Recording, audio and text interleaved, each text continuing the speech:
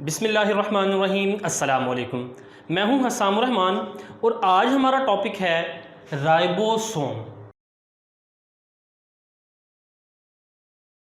अब सबसे पहली बात यह है कि इसकी एटमोलॉजी क्या है, राइबोसोम लफ्ज़ का मतलब क्या है। तो ये दो अल्फाज का मजमूआ है, एक लफ्ज़ है राइबो और दूसरा लफ्ज़ है सोम। सोम लफ्ज़ तो सोमा से निकला है, SOMA, और सोमा का मतलब होता है बॉडी। अब राइबो लफ्ज़ कहाँ से आया है? अगर हम इसकी कंपोजिशन देखें राइबोसोम की, तो राइबोसोम मुश्तमिल होता है RNA और प्रोटीन पर। यानी राइबोसोम में इक्वल अमाउंट में RNA होता है और इतनी ही अमाउंट में प्रोटीन होती है। RNA क्या है? RNA न्यूक्लिक एसिड की किस्म है जिसे हम कहते हैं राइबो न्यूक्लिक एसिड।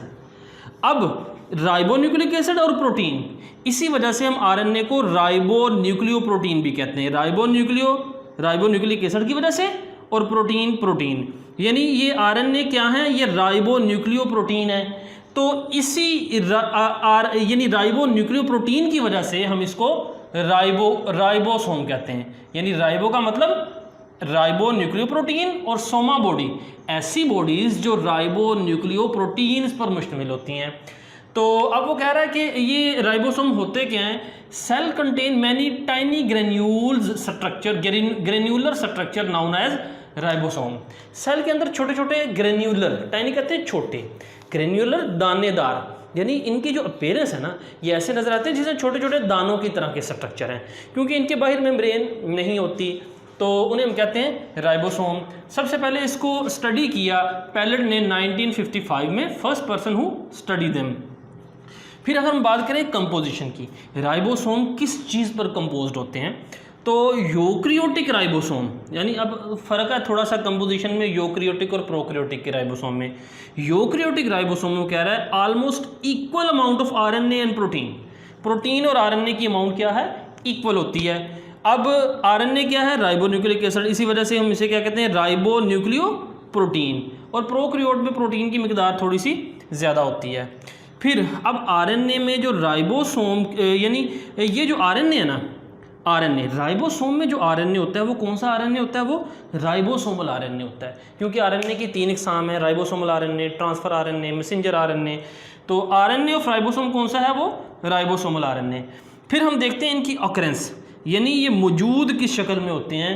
वो कह रहा है कि एग्जिस्ट इन 2 फॉर्म्स, ये 2 शक्लों में हो सकते हैं, freely dispersed in cytoplasm and attached with rough endoplasmic reticulum.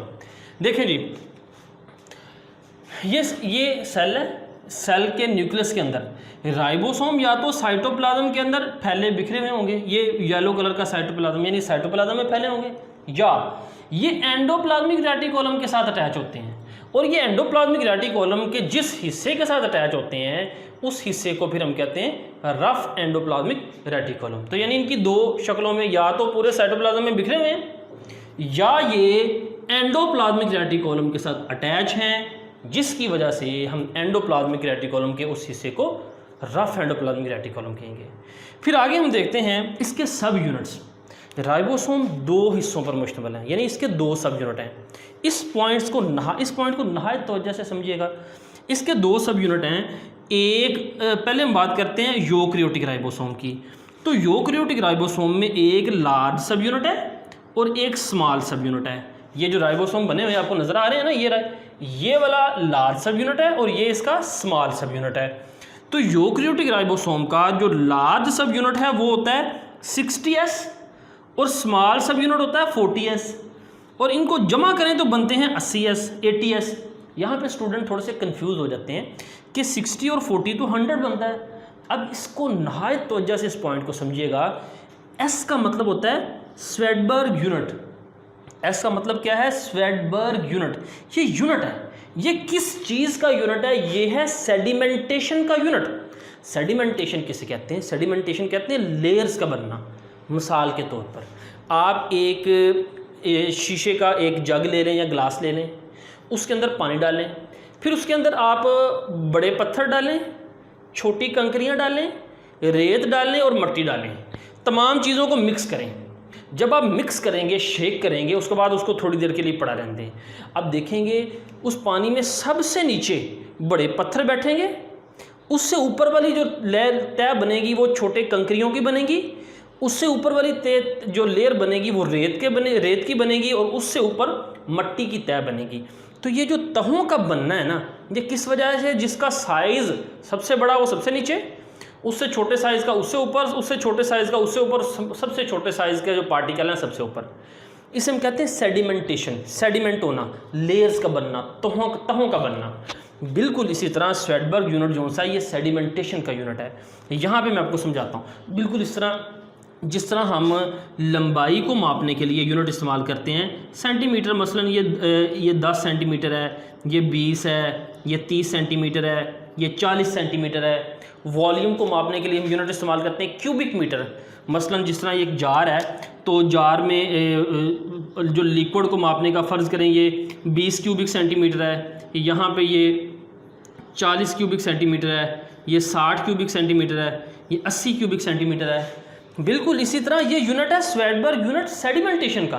मिसाल के तौर पर अगर यहाँ ये फ़र्ज़ करें ये एक जार है शीशे का, इसके अंदर आप लिक्विड मटेरियल आपने डाला है और फिर आपने मुख्तलिफ़ चीज़ों को इसके अंदर डाला और सेडिमेंट किया है। जिसकी तय सबसे नीचे बनेगी वो आप कह लें 80S, ऊपर जो तय बनेगी यहाँ पे तो ये 60S है, यहाँ पे तय बनेगी तो 40S है। इसका मैं आपको समझाता हूँ कि जब हम ये राइबोसोम है, फ़र्ज़ करें ये राइबोसोम है, ये लार्ज सब यूनिट और ये स्मॉल सब यूनिट। अब आपने इसको क्या किया, अलग-अलग कर लिया। हम जिस तरह आपने पीछे अल्ट्रा सेंट्रीफ्यूगेशन में पढ़ा था, हम सेल के यूनिट्स को पहले डिसरप्ट करते हैं, तोड़ते हैं। तो मैं तमाम यूनिट्स की बात नहीं करता, हम सिर्फ और सिर्फ राइबोसोम, लार्ज सब यूनिट और स्मॉल सब यूनिट, ये लार्ज सब यूनिट है और ये स्मॉल सब यूनिट है, इसको आप यहाँ पे एक सोल्यूशन में ले लेते हैं। और याद रखें यहाँ पे जो सोल्यूशन होगा वो भी ज़रा विस्कस होगा, उसकी वो भी डेंस होगा।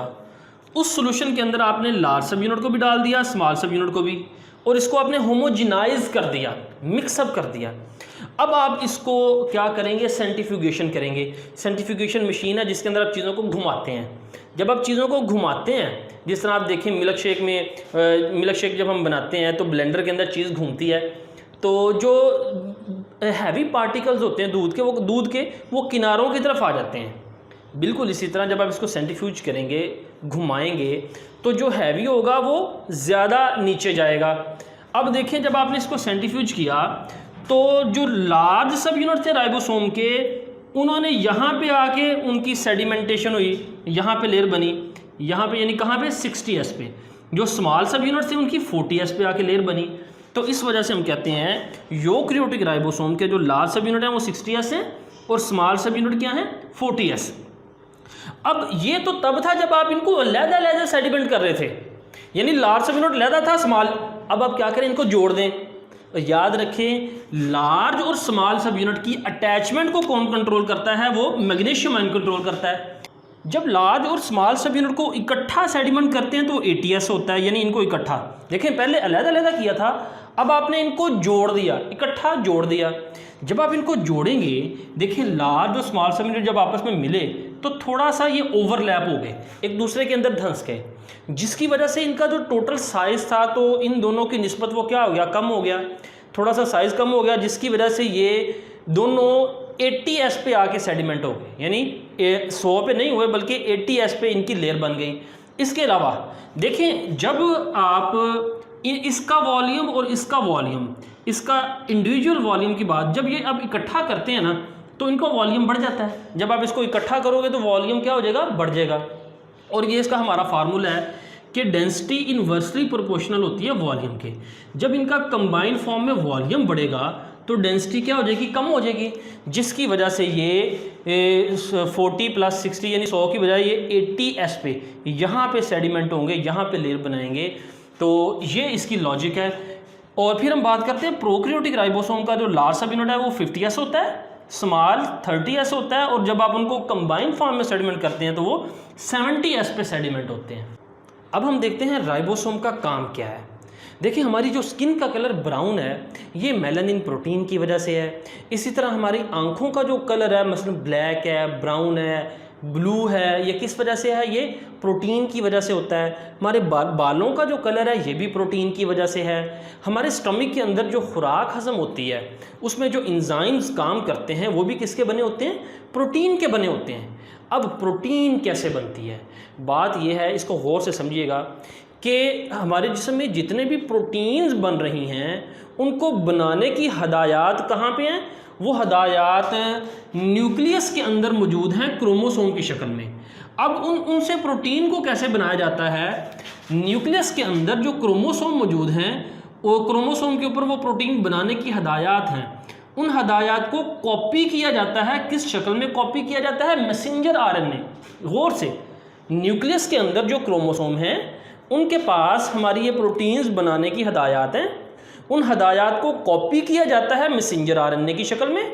अब मैसेंजर आरएनए इस न्यूक्लियस से ये जो न्यूक्लियर पोर्स हैं इनसे गुजर कर वो कहाँ पे आता है? साइटोप्लाज्म में।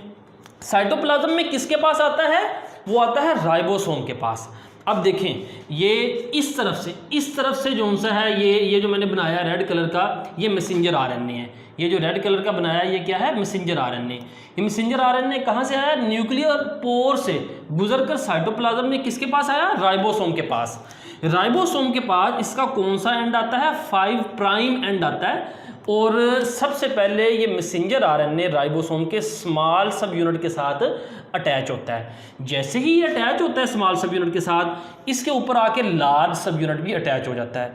इसकी डिटेल हम सेकंड में पढ़ेंगे कि प्रोटीन बनती किस तरह से है, तो यहाँ पे इसका हल्का सा मैं कंसेप्ट दे देता हूँ। अब जैसे ही ये अटैचमेंट होती है, मैसेंजर आरएनए के पास प्रोटीन बनाने की हदायत हैं। अब क्या होता है?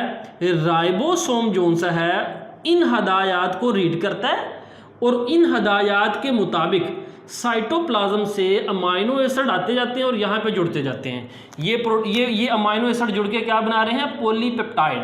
क्योंकि 2 अमाइनो एसिड्स के दरमियान जो बॉन्ड बनता है उसे हम पेप्टाइड बॉन्ड कहते हैं, और वो जो बहुत सारे पेप्टाइड बॉन्ड बनेंगे तो उसे कहेंगे पॉलीपेप्टाइड। तो अब ये पॉलीपेप्टाइड यानी प्रोटीन बन रही है, यानी अमाइनो एसिड का मजमूआ, ये प्रोटीन बनती जाती है।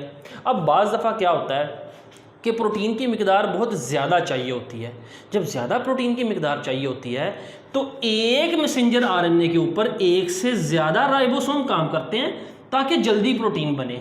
तो अगर एक ही मैसेंजर आरएनए के ऊपर एक से ज़्यादा राइबोसोम अटैच हों तो उन राइबोसोम के ग्रुप को हम कहते हैं पॉलीसोम। उन राइबोसोम के ग्रुप को हम क्या कहेंगे? पॉलीसोम। और ये जो प्रोसेस है जिसमें राइबोसोम मैसेंजर आरएनए की इंफॉर्मेशन को इस्तेमाल करके प्रोटीन बना रहा है, इस प्रोसेस को हम कहते हैं ट्रांसलेशन। अब देखें जी, ribosome attach to messenger RNA through small ribosomal सब यूनिट, यानी ये राइबोसोम जो से हैं इस मैसेंजर आरएनए से अटैच होते हैं किसके जरिए? स्मॉल सब यूनिट के जरिए। अब वो कह रहा है पॉलीसोम की डेफिनेशन है a group of ribosome attach to same messenger RNA, यानी ये एक मैसेंजर आरएनए है, इसके साथ जितने भी राइबोसोम अटैच हैं इस ग्रुप को हम क्या कहेंगे? पॉलीसोम। फिर हम बात करते हैं जी फंक्शंस ऑफ राइबोसोम। राइबोसोम का काम क्या है? न्यू राइबोसोम फॉर्मेशन, ये बनते कहाँ पे हैं? New ribosome are assembled in the nucleolus of nucleus. अब ये न्यूक्लियोलस का क्या है? ये न्यूक्लियस है। न्यूक्लियस के अंदर वैसे तो पूरे सेल की निस्बत न्यूक्लियस क्या आता है? डार्क होता है, लेकिन न्यूक्लियस के अंदर भी एक डार्क रीजन होता है जिसे हम कहते हैं न्यूक्लियोलस। ये मैंने बनाया हुआ है। इस न्यूक्लियोलस के अंदर क्या बनता है? राइबोसोम बनता है। इस न्यूक्लियोलस के अंदर क्या बनता है? राइबोसोम। अब वो देखें, new ribosome are assembled in nucleolus of nucleus. फिर वो कह रहा है फिर यहाँ से वो बन के कहाँ जाते हैं? From where they are transported to cytoplasm via pores in nuclear membrane, यानी इस न्यूक्लियोलस में बनने के बाद वो साइटोप्लाज्म में ट्रांसपोर्ट कर दिए जाते हैं। किसके जरिए? ये जो न्यूक्लियर मेम्ब्रेन्स हैं इनसे गुजर कर वो आ जाते हैं। अब यहाँ पे 2 अहम पॉइंट इनको याद रखना कि राइबोसोम बनाने की फैक्ट्री क्या है? न्यूक्लियोलस है। राइबोसोम कहाँ पे बनते हैं? न्यूक्लियोलस। राइबोसोम कहाँ पे बनते हैं? न्यूक्लियोलस में। और प्रोटीन बनाने की फैक्ट्री क्या है? राइबोसोम। प्रोटीन कहाँ पे बनती है? राइबोसोम। ये बड़े अहम एमसीक्यूज हैं, यानी factory of ribosome synthesis is nucleolus and factory of protein synthesis is ribosomes. और फिर जब ये राइबोसोम इस मैसेंजर आरएनए की सारी हदायत को कॉपी कर लेते हैं, यानी उससे प्रोटीन बना लेते हैं, तो ये प्रोटीन अलहदा हो जाती है। और जिस तरह मैंने भी कहा कि हमारी स्किन का कलर वो अगर ब्राउन है, किसी का ज़्यादा ब्राउन है, तो वो ज़्यादा मेलानिन प्रोटीन बनती है। वो कैसे? ये राइबोसोम ने ये जो प्रोटीन बनाई है, अब ये प्रोटीन अपने टारगेट एरिया पे जाएगी और अपना काम करेगी। अगर स्किन में जाना है तो स्किन में, अगर आइज़ में जाना है तो आइज़ में जाएगी, वो स्टमक में एंजाइम की शक्ल में जा रही है तो वहाँ पे जाके अपना काम करेगी। और राइबोसोम जो होते हैं फिर ये अपना काम करने के बाद दोनों अलहदा हो जाएंगे। और ये 5 प्राइम एंड से राइबोसोम मैसेंजर आरएनए जो सा है उसकी ट्रांसलेशन शुरू होती है और 3 प्राइम एंड पे ख़त्म होती है। ये एमसीक्यू भी बनता है। सबसे पहले इस चैप्टर में, इस टॉपिक में राइबोसोम में लॉन्ग क्वेश्चन जो बनता है, राइबोसोम के बिल्कुल ऊपर पर्पल कलर में लिखा है right A note on ribosomes, ये लॉन्ग क्वेश्चन है। फिर शॉर्ट क्वेश्चन की तरफ आते हैं। नंबर 1 है define ribosome, who discovered it, तो ये नंबर 1 से नंबर 1 तक इसका जवाब है। दूसरा सवाल देखें जी, define ribosomal RNA and in how many types it exist, तो दूसरे सवाल का जवाब आपको नंबर 2 से नंबर 2 तक आपको नज़र आ जाएगा। थर्ड क्वेश्चन है what are the 2 sub units of ribosome and how their attachment is controlled, तो ये नंबर 3 से नंबर 3 तक आपको इसकी ये मैंने हाईलाइट कर दिया है। चौथा सवाल है डिफाइन पोलीसोम, तो पोलीसोम ये नंबर 4 से नंबर 4 तक मैंने हाईलाइट कर दिया है। फिर यहाँ पे देखें ये स्वेटबर्ग यूनिट का एमसीक्यू बनता है। इसी तरह अटैचमेंट मैग्नीशियम आयन से कंट्रोल होती है, इसका एमसीक्यू बनता है। और दूसरा ribosome are attach to messenger RNA through small ribosomal सब यूनिट, तो ये मैसेंजर आरएनए से स्मॉल सब यूनिट्स के साथ अटैच होते हैं, ये भी एमसीक्यू बनता है। क्वेश्चन नंबर 5 है give the function of nucleolus and ribosome, nucleolus और राइबोसोम का फंक्शन, तो ये इसका नंबर 5 जो सा ये आखिरी लाइन नंबर 5 से नंबर 5 तक। और फिर न्यू राइबोसोम न्यूक्लियोलस में बनते ये एमसीक्यू है। और अहम अनाउंस और ये भी एमसीक्यू है जी, नंबर 5 एंड से मैसेंजर आरएनए की ट्रांसलेशन शुरू होती है और नंबर 3 एंड पे ख़त्म होती है, यानी नंबर 5 एंड पे नए जो राइबोसोम है वो अटैच होते हैं। अहम अनाउंसमेंट यह है कि इस पूरे चैप्टर में बनने वाले अहम एमसीक्यूज़ जो से हैं, जब ये चैप्टर मुकम्मल हो जाएगा तो मैं वो उसकी एक अलहदा से वीडियो बना दूंगा और उसका लिंक इस वीडियो के डिस्क्रिप्शन में भी दे दूंगा। तो ये था आज का लेक्चर, मिलते हैं अगले लेक्चर के साथ। अस्सलामु अलैकुम वरहमतुल्लाहि वबरकातुहू। सुब्हानकल्लाहुम्मा व बिहम्दिका अशहदु अल्ला इलाहा इल्ला अंता अस्तगफिरुका व अतूबु इलैक।